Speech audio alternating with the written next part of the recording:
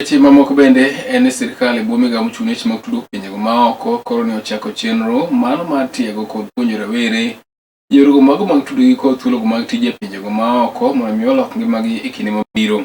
Ma biro ka koro iwacho chiel ma kamani get rawere mopogore opogore mosetiegore e pacho ka to nigi dwaro mar dhi e pinjego maoko yorego mago mag tich mondo mi gikonyre godo.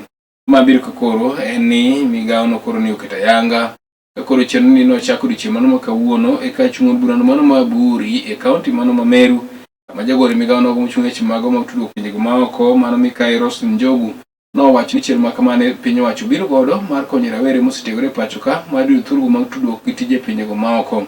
Bende nowacho chenro ma kamane ibiro tim e gwenge duto ma pacho ka ni kaachiel kuom yorego mago mag neno ne jogo matindo yudo thuologo mondo mi okonyre e pinjego ma tije nitiere oko mopogore kanyo koda pacho ka wacho ni ma en yo bende koro ibiro neno ni ojende bedo godo modich to ok gidonjo e timgo mago mok ni kare. Chenro ma kamano ochako ni kod nyasino mar tugono mar adhula bende koro wacho ni achiel kuom yore mabende idwaro mondo miting godo malo yuto mag rowere. Leo tumekuja hapa kuanzisha Kazi Majuu Football Tournament ambayo ni tournament tutaifanya in many parts of this country. Tumeanzia hapa Bore in Meru kuleta sensitization kwa the young people. Number one, ya kuwa your talent, even though it is a local talent, it has global opportunities.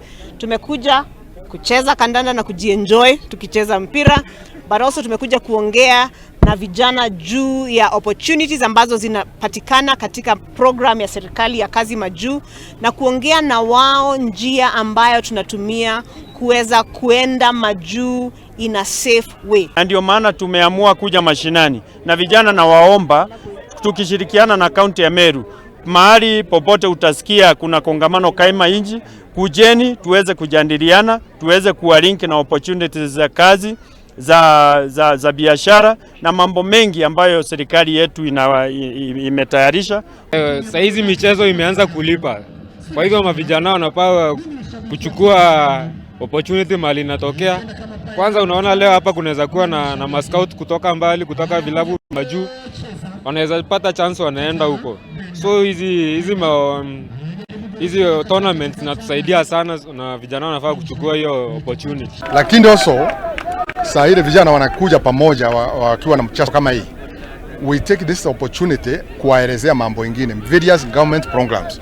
Kama leo mambo ya Kazi Majuu, mimi nimewaelezea mambo ya kupanda miti, nikawaambia tupande vitu inaitwa avocado, nikawaambia tupande vitu inaitwa koko.